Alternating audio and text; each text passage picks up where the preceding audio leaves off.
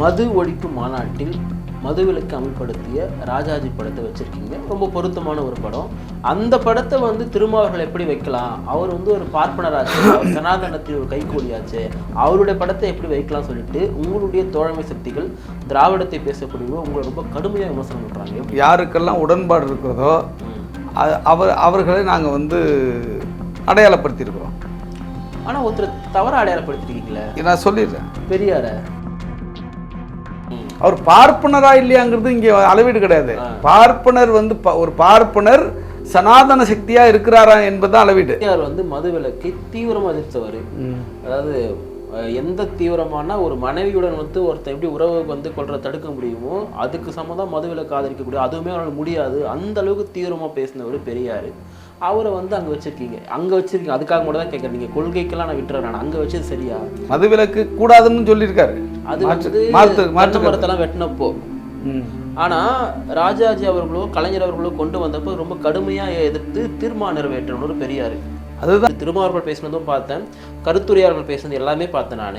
ஆனால் ஒரு இடத்துல கூட ஸ்டாலின் அரசே மதுக்கடைகளை மூடிவிடு அப்படின்னு ஒரு வார்த்தையோட வரல. என்ன தமிழக அரசு அப்படின்னு நீங்க முழக்கம் போட்டீங்களா? உங்களுடைய முழக்கத்துல தமிழ்நாடு அரசே பூரண மதுவிலக்கை கொண்டு வா, அல்லது வந்து மதுக்கடைகளை இப்போ மூடிவிடுன்ற முழக்கம் நீங்க போட்டீங்களா? நிச்சயமா அதுதான் எங்களுடைய முழக்கம். அங்க போய் திமுகவுல இருந்து நீங்க வந்து ஆட்களை அனுப்புங்கன்னாலும் கேட்கல. அப்படி நீங்க கேட்டிருந்தா கேளுங்க. இல்ல அப்படி நீங்க கேட்டிருந்தா நியாயப்படி அது மகளிர் மாநாடு பெண்கள் கனிமொழி அமைச்சிருப்பாங்க. கூட்டணியில பங்கேற்றிருக்கும் பொழுது கூட்டணி வந்து ஒரு வெறுமனே மது விஷயத்தை மட்டும் மையப்படுத்தி ஒரு முடிவு எடுக்க முடியாது. தரந்தாந்த செயலில் ஈடுபட்டது யார்? முதல்ல தரந்தாந்த நபராக இருந்த தமிழிசை சவுந்தரராஜன் தான். நீங்க காந்தியை பத்தி கவலைப்படுற யோகியதை உங்களுக்கு உண்டா? நான் கேட்கிறேன், காந்திக்கு மரியாதை செலுத்த வேண்டும் என்று சொல்லுகிற தகுதி பிஜேபி காரர்களுக்கு கிடையாது. உங்கள் வீட்டை பராமரித்து பாதுகாக்க அணுகுவீர் நிம்மதி property management. Voice of Tamil Nadu பார்வையாளர்களுக்கு வணக்கம். இன்றைய சிறப்பு நேர்காணலில் நம்முடன் இணைந்திருப்பவர் விசிகாவின் மாநில துணை பொதுச் செயலாளர் வழக்கறிஞர் திரு ரஜினிகாந்த் அவர்கள். வணக்கம். வணக்கம். மது ஒழிப்பு மாநாடு இந்திய ஒன்றிய அரசை வலியுறுத்தியும் தமிழ்நாட்டை வலியுறுத்தியும் நடத்தி முடிச்சிங்க. அந்த மாநாட்டிற்கான வெற்றி என்பது நம்ம சொல்லக்கூடிய தீர்மானம் வந்து எப்போ செயல்பாட்டு வடிவுக்கு வருதோ அதான் வெற்றியாக பார்க்கப்படும். தமிழ்நாட்டில் ஆட்சி இருப்பதோ திமுக. அந்த திமுகவை சார்ந்த 2 நபர்களை அழைத்து நீங்கள் மாநாட்டில் வந்து பேச வைக்கிறீங்க. அவங்களும் பேசும்பொழுது நாங்கள் தமிழ்நாட்டில் வந்து பூரண மதுவிலக்கு வந்து கொண்டு வருவோம், அல்லது இத்தனை ஆட்களில் இல்லை வந்து இத்தனை மாதங்களில் வந்து நாங்கள் கொண்டு வருவோம் அப்படின்ற மாதிரி எந்த விதமான பேசாமல் தொடர்ந்து ஒன்றிய அரசு பேசிட்டு போகிறாங்க. எப்படி பார்க்குறீங்க இந்த பார்வையை? மது ஒழிப்பு மாநாடு என்பது மது ஒழிப்பு பிரச்சாரத்தினுடைய ஒரு அங்கம்தான். மது ஒழிப்பை சாத்தியப்படுத்துவதற்கு அதை நோக்கிய போராட்டத்தினுடைய ஒரு பகுதி தான், ஒரு பாட்டு தான் அந்த நிகழ்வு. எங்களுடைய போராட்டம்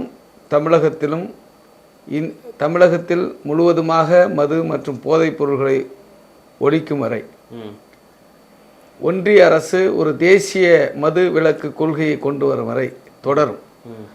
எங்களை பொறுத்தளவுக்கு எப்போ எங்கள் தலைவர் டாக்டர் எழுச்சி தமிழ் அவர்கள் மது ஒழிப்பு மாநாட்டிற்கான அறிவிப்பை வெளியிட்டாரோ அப்போது முதல் இது ஒரு பெரிய விவாத பொருளாக, பேசுபடும் பொருளாக தமிழகத்தில் வந்து உருவாயிருக்கு. எதை சொல்கிறீங்க? இந்த மது ஒழிப்புறத சொல்கிறீங்களா, இல்லை இந்த மாநாட்டுக்கு திமுக சார்ந்த வரதை சொல்கிறீங்களா? இந்த மது ஒழிப்பு குறித்த இந்த செய்தி வந்த உடனே இது குறித்த விவாதங்கள், அதில் அரசியல் உள்நோக்கம் இருக்குன்னு ஒரு கும்பல் பேசுது, இதில் வந்து கூட்டணி மாற போகிறாருன்னு ஒரு கும்பல் பேசினுச்சு. அப்போ வந்து மக்கள் மத்தியில் மது ஒழிப்பு குறித்த இப்போ அரசியல் ரீதியாக பேசுகிறவங்க, ஊடகவியலாளர்கள் உள்நோக்கத்தோடு பேசுகிறதெல்லாம் ஒரு பக்கம் இருக்கட்டும், ஆனால் மக்கள் மத்தியில் மது ஒழிப்பு குறித்து ஒரு செய்தி வந்து பரவி இருக்கு. மது ஒழிப்பு கருத்து குறித்து ஒரு விழிப்புணர்வு வந்து உருவாயிருக்கு. இன்னைக்கு வந்து தமிழகத்தினுடைய மிகப்பெரிய ஒரு கட்சியாக இன்றைக்கு உருவெடுத்திருக்கிற விடுதலை சிறுத்தைகள் கட்சியினுடைய அனைத்து கேடர்களும் அதாவது தலைமையில் இருக்கிறவங்கலேருந்து உறுப்பினர்கள் வரை அனைவருமே வந்து மதுவிலக்கு குறித்து ஒரு பெரிய விழிப்புணர்வை பெற்றிருக்கிறார்கள். இனி மதுவை தொடக்கூடாது என்கிற ஒரு நிலைக்கு இன்றைக்கு வந்திருக்கிறாங்க. இதுவே ஒரு பெரிய வெற்றி தான். நான் சொல்லி முடிச்சிருக்கேன், நான் சொல்லிடுறேன். அப்போ மதுவிலக்கு குறித்து ஒரு பெரிய விழிப்புணர்வை பெற்றிருக்கிறார்கள். அப்போ அவர்கள் இன்றைக்கு பிரச்சாரத்தை தொடங்கிவிட்டார்கள். நான் வந்து பகுதியாக வந்து இந்த மாநாட்டிற்கான பிரச்சாரத்தின் ஊடாக எல்லா பகுதியிலும் மதுவிலக்கு பிரச்சாரத்தை தொடங்கி இருக்கிறார்கள். ஆகவே மக்கள் மத்தியில் ஒரு பெரிய பிரச்சாரம் நடந்து கொண்டிருக்கிறது. மது அவசியமற்றது என்கிற கருத்து இன்றைக்கு வந்து ஏற்பட்டிருக்கிறது. பெண்கள் மத்தியிலும் ஜனநாயக சக்திகள் மத்தியிலும் மது தீங்கானது கேடானது என்று நினைக்கிற தரப்பினர் மத்தியிலும் ஒரு பெரிய விழிப்புணர்வு ஏற்படுத்தியிருக்கு. இதுவே பெரிய வெற்றியாகத்தான் நாங்கள் பார்க்குறோம். எடப்பாடி பழனிசாமிக்கு உடன்பாடு இருந்தாலும், சீமானுக்கு உடன்பாடு இருந்தாலும், விஜய்க்கு உடன்பாடு இருந்தாலும், இன்னும் எந்தெந்த கட்சிகளுக்கு உடன்பாடு இருந்தாலும் மதவாதத்தை அடிப்படையாக கொண்டு சாதியவாதத்தை அடிப்படையாக கொண்ட கட்சிகளை தவிர பாக்கி எல்லா கட்சிகளும் ஓரணியில் திரளலாம் என்பது ஒரு மனம் திறந்த அழைப்பு.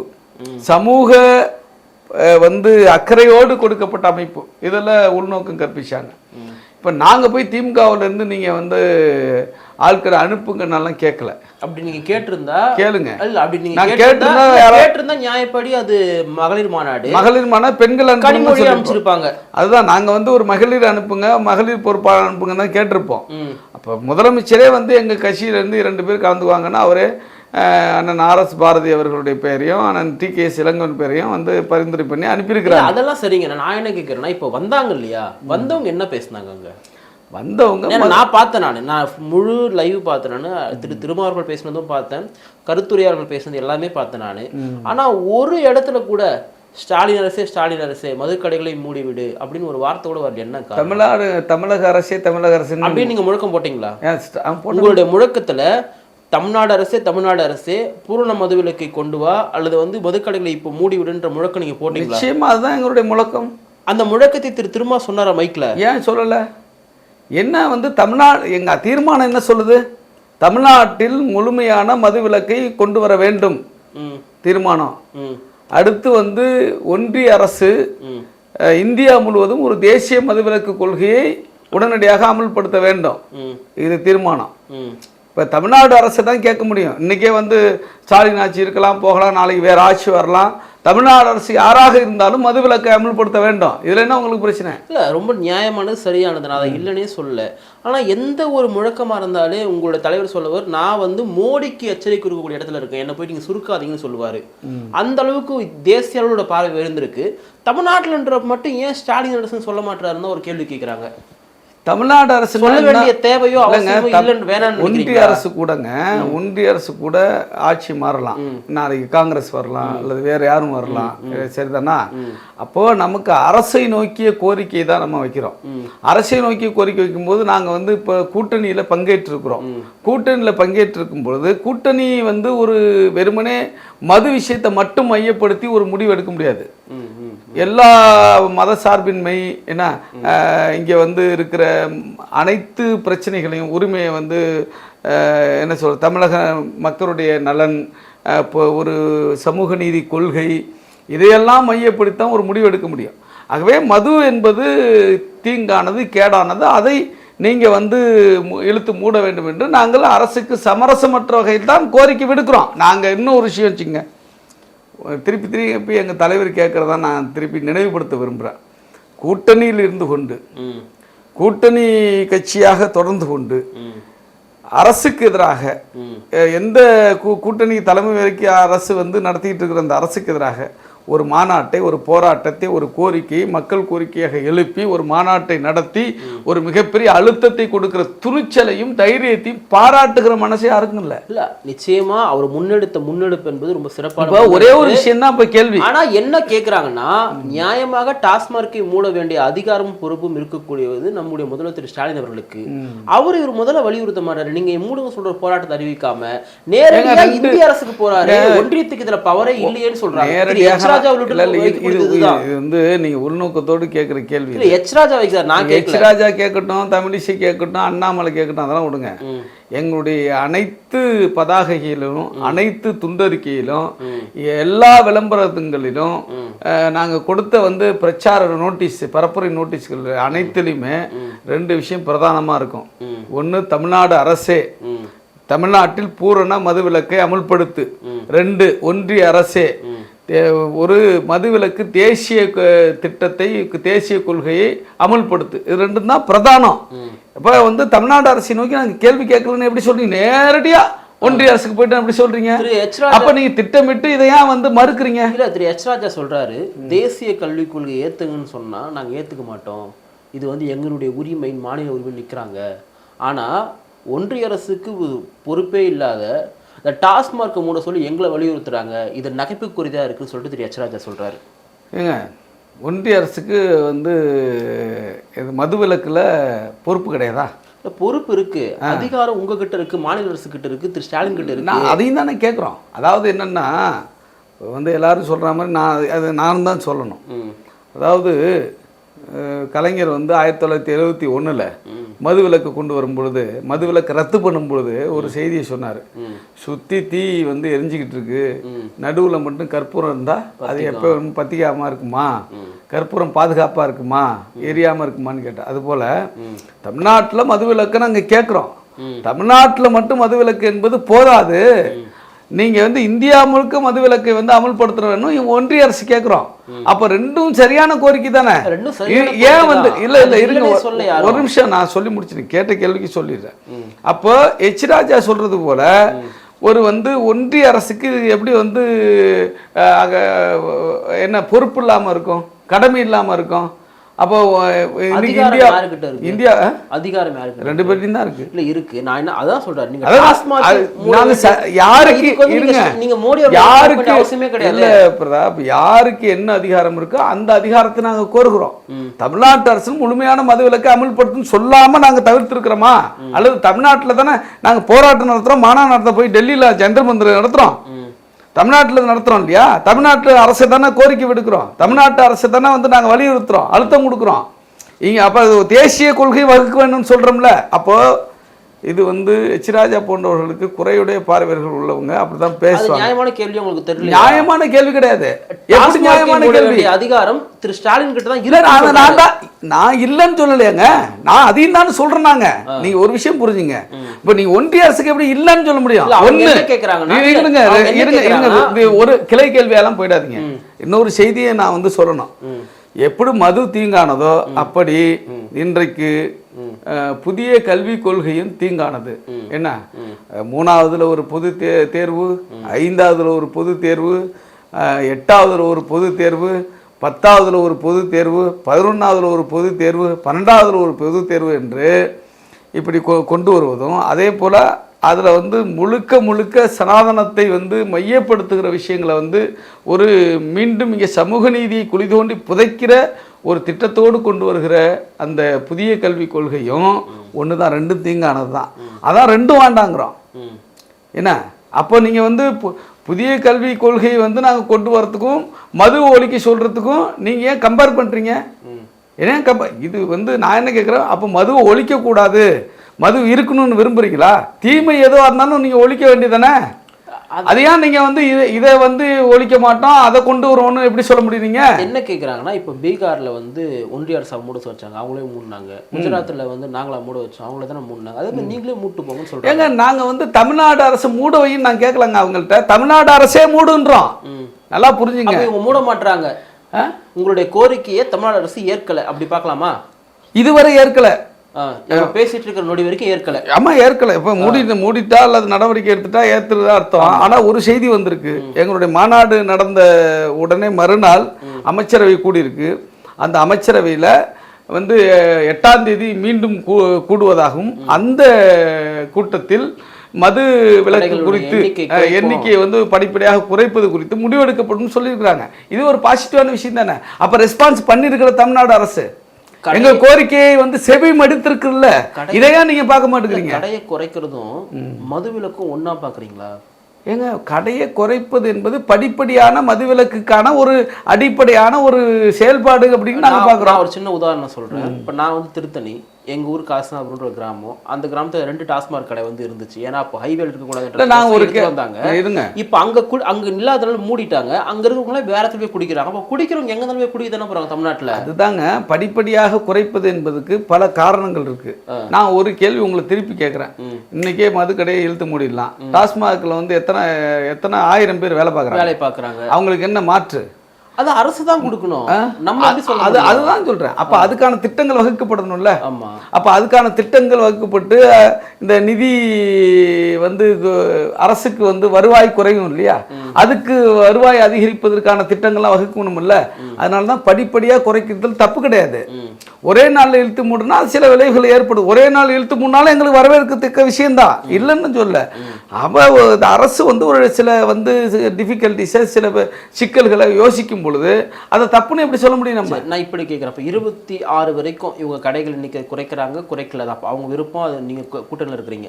26லையும் ஒருவேளை திமுக அரசோட நீங்கள் கூட்டணி இருந்தீங்கன்னா அப்பவும் அவங்க மதுவிலக்கை வந்து அமுல்படுத்தணும்னு சொல்லாமல் இருந்தால் அப்பவுமே விசிக இருக்குமான்னு கேட்குறாங்க. ஏன்னா மதுவிலக்கு ஒரு பிரதான கொள்கையாக முன்னெடுத்துட்டீங்க. இதுக்கப்புறம் நம்ம ஒரு கூட்டணி இருக்கிறோம், இல்லை அடுத்த தேர்தல் சந்திக்க போறோம்னா மதுவிலக்கை அமல்படுத்துறது உறுதியாக இருப்பீங்கன்னு நாங்கள் நம்புறோம். ஆனால் அப்பயும் திமுக அரசு வந்து அதில் உறுதியாக இல்லாமல் இருந்தால் அவங்க கூட இருப்பீங்களான்னு கேட்குறாங்க.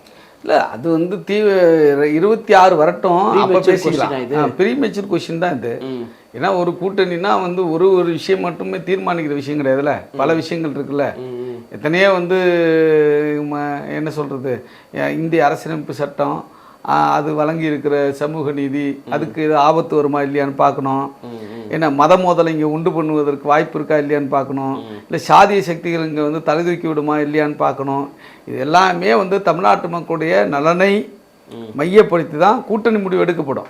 அதனால வந்து அது வந்து 26 தேர்தல் நேரத்தில் அதை பற்றி பேசிக்கலாம். சரி, இப்போ மது ஒழிப்பு மாநாட்டில் மதுவிலக்கு அமல்படுத்திய ராஜாஜி படத்தை வச்சிருக்கீங்க. ரொம்ப பொருத்தமான ஒரு படம். அந்த படத்தை வந்து திருமாவர்கள் எப்படி வைக்கலாம்? அவர் வந்து ஒரு பார்ப்பனராச்சு, சனாதனத்தில் ஒரு கைகூலியாச்சு, அவருடைய படத்தை எப்படி வைக்கலாம் சொல்லிட்டு உங்களுடைய தோழமை சக்திகள் திராவிடத்தை பேசக்கூடிய உங்களை ரொம்ப கடுமையாக விமர்சனம் பண்றாங்க. எப்படி பார்க்குறீங்க? அதாவது ஒரு விஷயத்தை நல்லா புரிஞ்சுக்கணும். நாங்கள் எடுத்திருப்பது மதுவிலக்கு போராட்டம்.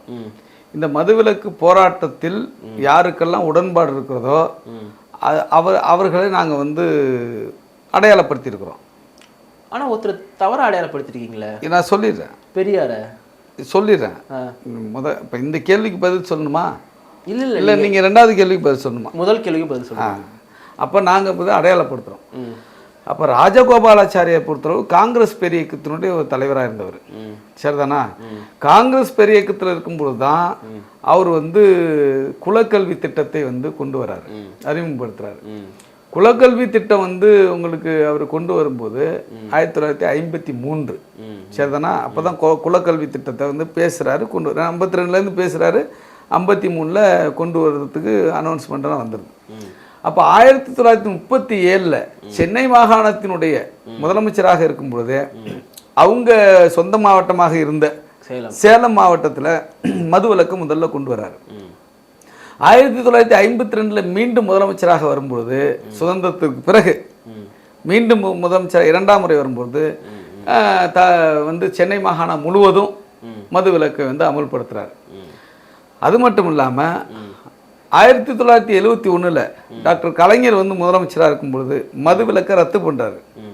ரத்து பண்ணும் பொழுது ராஜாஜி அவர்கள் கோபாலபுரத்திற்கே, அவர் வீட்டுக்கே, கலைஞர் வீட்டுக்கே நேராக போய் மதுவிலக்கை வந்து ரத்து பண்ணக்கூடாது, நீங்கள் மீண்டும் மதுவிலக்கு கொண்டு வரணும் அப்படின்னு கோரிக்கை வைக்கிறார். அப்போது ராஜாஜி மதுவிலக்கில் அந்த கொள்கையில் மிக தீவிரமான, மிக உறுதியான ஒரு வந்து நிலைப்பாட்டை கொண்டவர், கொள்கையை கொண்டவர் என்கிற அடிப்படையில் அவரை நாங்கள் வந்து மதுவிலக்கு என்கிற புள்ளியில், மதுவிலக்கு என்கிற கொள்கையின் அடிப்படையில் அவரை நாங்கள் வச்சோம். அதே சமயத்தில் அவர் காங்கிரஸ் கட்சியினுடைய முதலமைச்சராக இருந்து தான் குலக்கல்வி திட்டத்தை கொண்டு வந்தார். அவர் பார்ப்பனரா இல்லையாங்கிறது இங்கே அளவீடு கிடையாது. பார்ப்பனர் வந்து ஒரு பார்ப்பனர் சனாதன சக்தியா இருக்கிறாரா என்பது அளவீடு. ஆனால் அவர் குலக்கல்வி திட்டத்தை கொண்டு வருகிற பொழுது ஒரு தனிநபராக ஒரு சனாதன சக்தியா தான் அன்னைக்கு யோசிக்கிறார்.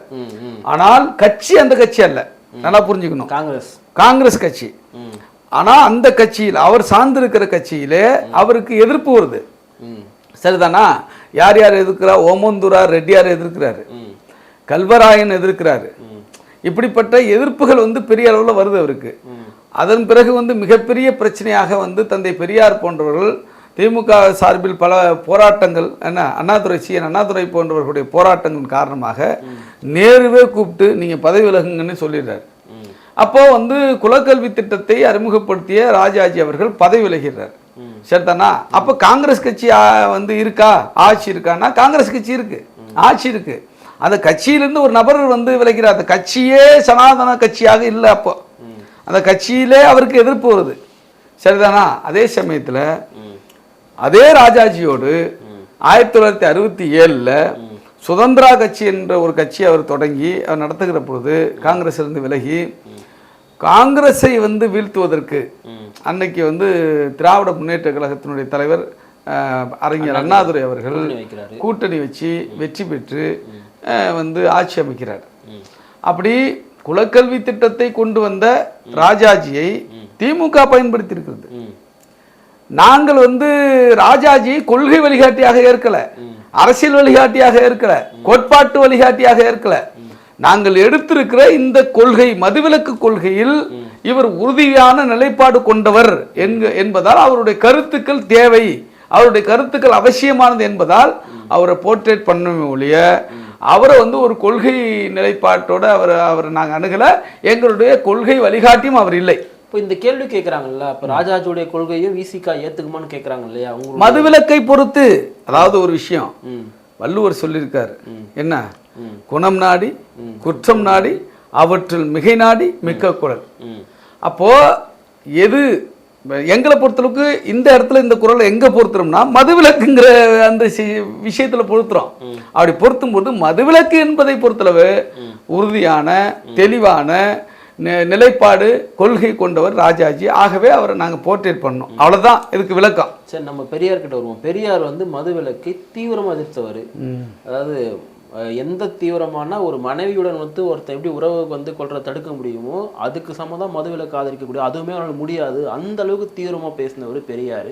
அவரை வந்து அங்கே வச்சுருக்கீங்க, அதுக்காக மட்டும் தான் கேட்குறேன். நீங்கள் கொள்கைக்கெல்லாம் நான் விட்டுறேன், அங்கே வச்சது சரியா? மதுவிலக்கை பொறுத்தளவுக்கு பெரியாருடைய கொள்கை வந்து பெரிய முரண்பாடான கொள்கை கிடையாது. மதுவிலக்கு கூடாதுன்னு சொல்லியிருக்காரு. அது வந்து மரத்தெல்லாம் வெட்டினப்போ. ஆனால் ராஜாஜி அவர்களோ கலைஞர் அவர்களோ கொண்டு வந்தப்போ ரொம்ப கடுமையாக எதிர்த்து தீர்மானம் நிறைவேற்றணும் பெரியார். அதுதான், அதுக்கு தான் நான் பதில் சொல்ல வரேன். ஒரு விஷயத்த நல்லா புரிஞ்சுங்க. பெரியாரை பொறுத்தளவில் கடைசி வரை மதுவிலக்கு கொள்கையில் உறுதியோடு இருந்தவர், அந்த கொள்கையில் உடன்பாடு கொண்டவர். நல்லா படிக்கணும் நீங்கள் பெரியாரை பொறுத்திருக்கு. ஆனால் நடைமுறை சிக்கல்களை அவர் சுட்டி காட்டும் போது சில எதிர்கருத்துக்களை சொல்கிறார். நல்லா புரிஞ்சுக்கணும். அதாவது என்ன சொல்கிறாருன்னா, ராஜாஜியினுடைய மதுவிலக்கு கொள்கையை கூட அவர் அமல்படுத்தும் போது கூட என்ன, சென்னை மாகாணத்தில் 25 மாவட்டங்கள் இருக்குது. சென்னை மாகாணத்தில் இருக்கிற 25 மாவட்டங்களில் வெறும் 4 மாவட்டங்களில் இவங்க மது ஒழிப்பு கொள்கையை வந்து அமல்படுத்தியிருக்காங்க, மது விலக்கை அமல்படுத்தியிருக்காங்க. இப்போ 4 மாவட்டத்தில் அமல்படுத்தினா பாக்கி 21 மாவட்டத்தில் மது கிடைக்குது. அப்போ இவன் வந்து 4 மாவட்டத்துக்காரன் அங்கே போய் குடிக்கிறான், சரி, அல்லது கள்ளச்சாராயம் காய்ச்சிறான். இது முற்றிலும் தடுக்கப்படலை. அப்போ நீங்கள் வந்து மதுவிலக்குங்கிறது வந்து ஒரு போலியான நாடகம். அது போலி மதுவிலக்கு. நீ கொண்டு வரணும்னு சொன்னாக்க ஒட்டு மொத்தமாக மது இருக்கக்கூடாது, ஒட்டு மொத்தமாக இது தடுக்கணும். அப்போ தான் மதுவிலக்கு என்பது உண்மையை தவிர 4 மாவட்டத்துக்கு கொண்டு வந்து 21 மாவட்டத்துக்கு வச்சுக்கிறது வந்து அது வந்து ஏற்புடையது அல்ல என்று பெரியார் சொல்றார். அப்ப கருணாநிதி அவர்கள் கொண்டு வந்த அதை எதிர்க்கிறார். அது கருணாநிதி அவர்கள் தமிழ்நாட்டு முதலமைச்சராக கொண்டு வர்றாரு, அப்ப அதை எதிர்க்கிறார். அது இதே பார்வைதான். அப்படி அது சொல்லும் பொழுதே ஒன்று தெளிவா சொல்றாரு அவரு. இவ்வளவு சிக்கல்கள் இருக்கு, இவன் போய் வெளியில போய் குடிச்சிட்டு வரான், சாராயம் காய்ச்சிறான், வந்து அதை தடுக்கல, வந்து இதனால ஏற்படுற பின் விளைவுகளை எல்லாம் தடுக்கல சொல்றாரு. நீங்க வந்து வரி அதிகமா போடுவீங்களா சொல்றாரு. அதுதான் வரி. இந்த சரியான பார்வையா இது? இருங்க இந்த மதுவிலக்கால் ஏற்படுகிற வருமானத்தை ஈடு செய்வதற்கு மக்கள் மீது நீங்க வரி சுமத்துறீங்க, புதிய புதிய வரியை போடுறீங்க என்று சொல்கிறாரே ஒழிய மதுவிலக்கில் எனக்கு உடன்பாடு இல்லை என்று சொல்லவில்லை. அப்போதும் என்ன சொல்றாருன்னா, இதையெல்லாம் நான் பேசுறதுனால நான் வந்து குடிக்கலாம், வந்து மதுவெல்லாம் இருக்கலாம், மதுவுக்கு ஆதரவானவன்னு நீங்கள் எனக்கு முத்திரை குத்திடாதீங்க, நான் வந்து மதுவிலக்கு கொள்கை உடன்பாடு கொண்டவன் தான், அது உறுதியானவன் தான். ஆனால் இதெல்லாம் இருக்குல்ல, இந்த நடைமுறை சிக்கல்களை தீர்ப்பதற்கு நீங்கள் வந்து நடவடிக்கை எடுக்காம மதுவிலக்குன்னு கொண்டு வர்றதெல்லாம் வந்து சும்மா போலி, இது வந்து அவசியமற்றதுன்னு சொல்றாரு. இல்லை இது எப்படி இருக்குன்னா, அதே பெரியாரு மனசுல நான் வச்சுப்பேன், ஆனா நீ செயல்பாட்டு கொண்டு வந்து உனக்கு எதிர்ப்புன்னு சொன்னா நாங்களும் என்ன சொல்றோம், இல்ல இதை தான் வந்து திமுக அரசு பண்ணிட்டு இருக்காங்க. இல்ல அவங்களுக்கு நீங்க ஃபர்ஸ்ட் கேள்வி கேட்டீங்கல்ல, அதுக்கான பதிலா இப்ப நான் சொல்லலாம். இதை பெரியாருடைய நிலைப்பாடு இருக்கு இல்லையா, ஃபர்ஸ்ட் கேள்வி கேட்டீங்களா, அந்த திமுக அரசுக்கு உதாரணமா? இல்ல அதாவது என்னன்னா, தமிழ்நாட்டில் மட்டும் கொண்டு வந்தா போதாது, இந்தியா முழுக்க கொண்டு வரணும்னு நாங்க சொல்றோம்ல, அதுவும் பெரியார் சொன்னது தவறான பார்வைன்னு யாருமே சொல்லலையே. நீங்க சொல்லக்கூடிய நோக்கம் நல்ல நோக்கம், அது தப்புன்னு யாருமே சொல்ல முடியாது. ஆனா நம்ம இடத்த கிளீன் பண்ணுவோம், இங்க வலியுறுத்துவோம்னா அதுல கொஞ்சம் மந்தத்தன்மையா இருக்காங்கன்னு இவங்க சொல்ல. மந்தத்தன்மை கிடையவே கிடையாது, நாங்க தீவிரமா தான் இருக்கிறோம். திமுக அரசை மறைமுகமாக எச்சரிக்கை விடுக்கவும் செஞ்சிருக்கிறோம். நல்லா புரிஞ்சுக்கணும், என்ன எச்சரிக்கைனா, நீங்க மதுவிலக்கை அமல்படுத்தி விட்டால், மது கடைகளை, டாஸ்மாக் கடைகளை இழுத்து மூடிவிட்டால் 2026 நீங்கள் மீண்டும் ஆட்சிக்கு வருவதற்கே வாய்ப்பு இருக்கிறது. என்ன அர்த்தம்னா, நீ மதுவிலக்கு கொள்கையை கொண்டு வரலன்னா உங்க ஆட்சி திருப்பி வர்றதுக்கு வாய்ப்பு இல்லாம போயிடும் அப்படின்னு நாங்க மறைமுகமாக திராவிட முன்னேற்ற கழகத்தை, அதனுடைய தலைமையை நாங்கள் எச்சரிக்கையும் செய்திருக்கிறோம். இதை நீங்க புரிஞ்சுக்கணும். நிறைவான கேள்வி, தமிழிசை அவர்கள் குறித்து திருமாவர்கள் சொன்னதும் அதுக்கு அவங்க பதில் சொன்னது நான் ரொம்ப மன வருத்தப்பட்டிருக்கேன். திருமாவர்கள் வந்து இப்படி பேசுவார் எதிர்பார்ப்பேன்னு சொன்னார். இவர் வந்து அவங்க மன வருத்தம் மட்டும்தான், அதுக்கு வருந்துகள்னு சொல்லியிருக்காரு. எதற்காக இப்படி அவர் பேசிட்டு அவசியம் இருக்கா அவங்கள போயிட்டு? அதாவது முதல்ல அக்கா தமிழிசை சவுந்தரராஜன் இந்த கேலி கிண்டல்லாம் கொஞ்சம் கவனமாக பண்ணணும். எங்கள் தலைவர் வந்து வருத்தம் தெரிவிச்சிருக்காருன்னா அது அது மிகப்பெரிய பெருந்தன்மையோடு வந்து அதை சொல்லியிருக்காரு. அந்த வார்த்தை அது அவசியம் இல்லை, வருத்தம் தெரிவிக்க வேண்டிய அவசியமே இல்லை. ஆனாலும் அவர் வந்து ஒரு பெருந்தன்மையோடு நடந்திருக்காரு. நீங்கள் தமிழிசை சவுந்தரராஜன் முதல்ல என்ன பேட்டி கொடுத்தாங்க, என்ன நேர்காணல் கொடுத்தாங்கன்னு நல்லா பாருங்க. அவங்க சொல்கிறாங்க, அதாவது காந்தி நினைவிடத்துக்கு போயிட்டு மாலை வச்சுட்டு அவங்க சொல்கிறாங்கன்னு நினைக்கிறேன். அந்த பத்திரிகையாளர் சந்திப்பு அந்த இடத்துல தான் நினைக்கிறேன். அதுக்கு முன்னாடி எங்கள் தலைவர் போயிட்டு வந்துட்டார். எங்கள் தலைவர் போகும்போது காந்தி சிலைக்கு 2 மாலை வாங்கிட்டு போகிறாங்க.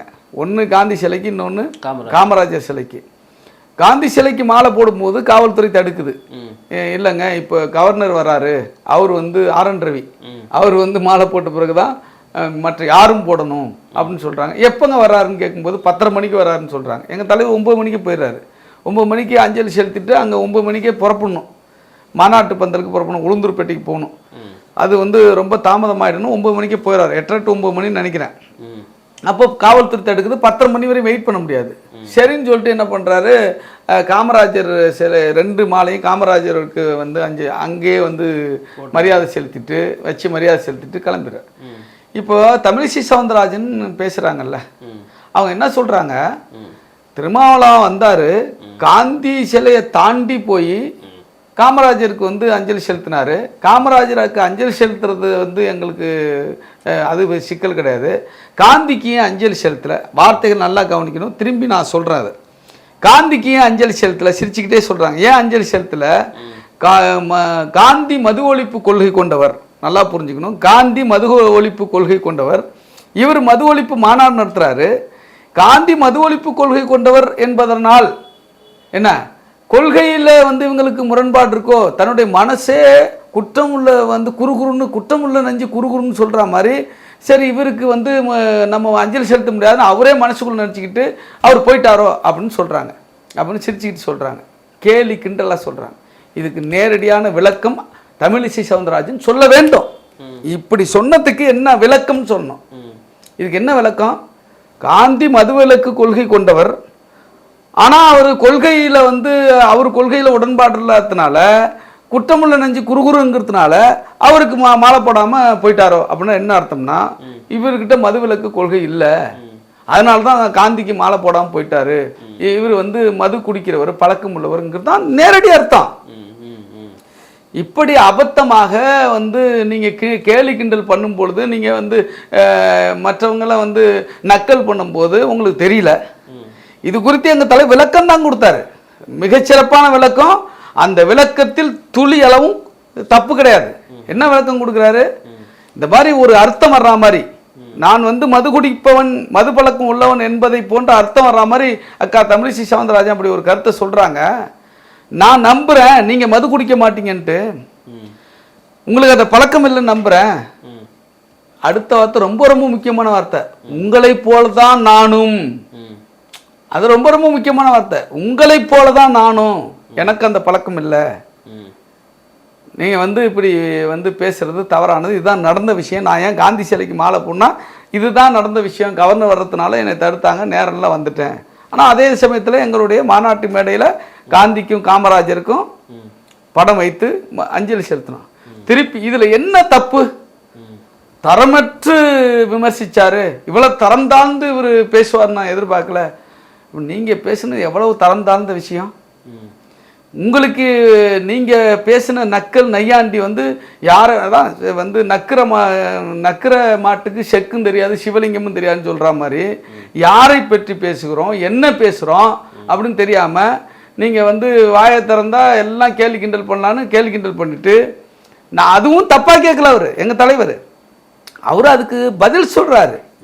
அப்படி பதில் சொல்றதே உங்களால் ஏற்றுக்க முடியல. தரம் தாழ்ந்த செயல்னா, தரம் தாழ்ந்த செயலில் ஈடுபட்டது யார்? முதல்ல தரம் தாழ்ந்த நபராக இருந்த தமிழிசை சவுந்தரராஜன் தான்.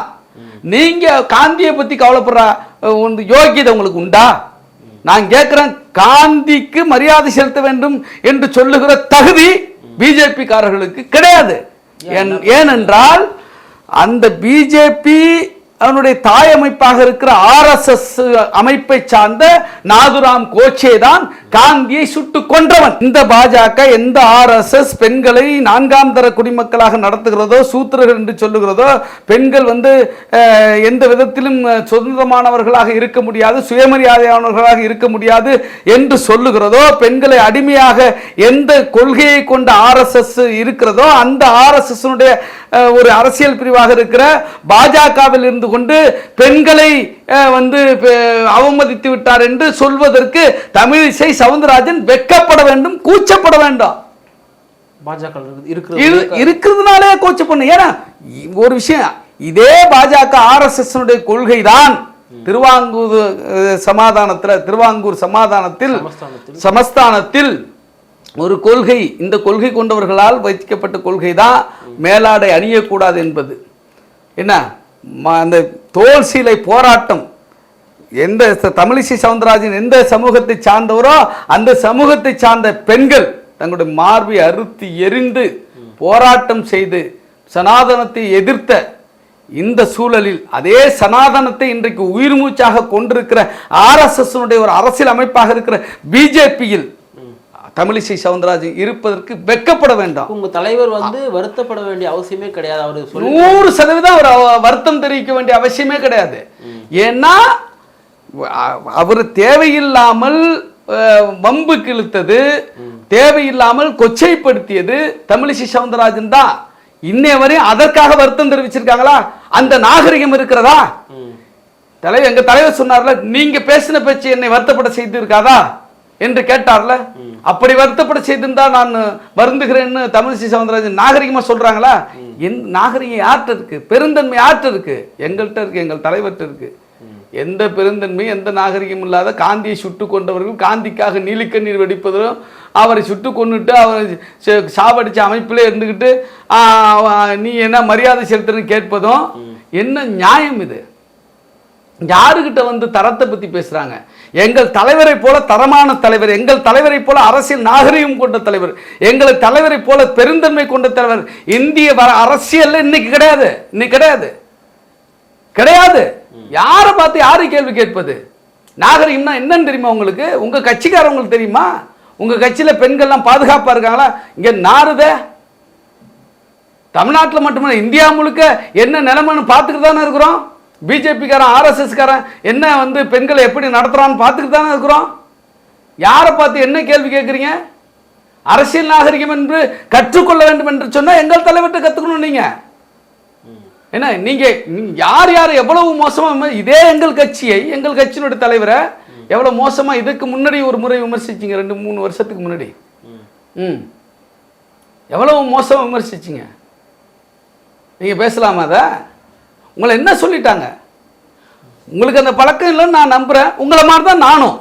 உங்களுக்கு ஈக்குவலாக அவர் சொல்லிக்கிறாரு. அந்த பழக்கத்தை ஒட்டி சொல்கிறேன், அந்த பழக்கத்தை குறிப்பிட்டு சொல்கிறேன். அப்படி சொல்லும்போது அது எப்படி தப்பு? நீங்கள் சொன்னது தப்பு என்பதை சுட்டி காட்டினார், அவ்வளோதான். நீங்கள் இப்படி ஒரு மோசமான கருத்தை வெளியிட்ட தப்புன்னு சுட்டி காட்டினார், அவ்வளோதான். அவர் பேசுனதுக்கு எந்த தப்பும் கிடையாது. ஆனால் அதுக்கே நீங்கள் வந்து தானும் குதிக்கிறீங்க. அப்படி குதிக்கிற உங்களுக்கே வந்து சரி, இதே நீ தப்பாக புரிஞ்சுக்கிட்டு தான் குதிக்கிறீங்க. நீங்கள் சரியாக அவர் பேசுகிறத புரிஞ்சுக்கிட்டா குதிக்க வேண்டிய அவசியம் கிடையாது. நீ யாரை வேணுமான்னு நான் சொல்கிறேன்.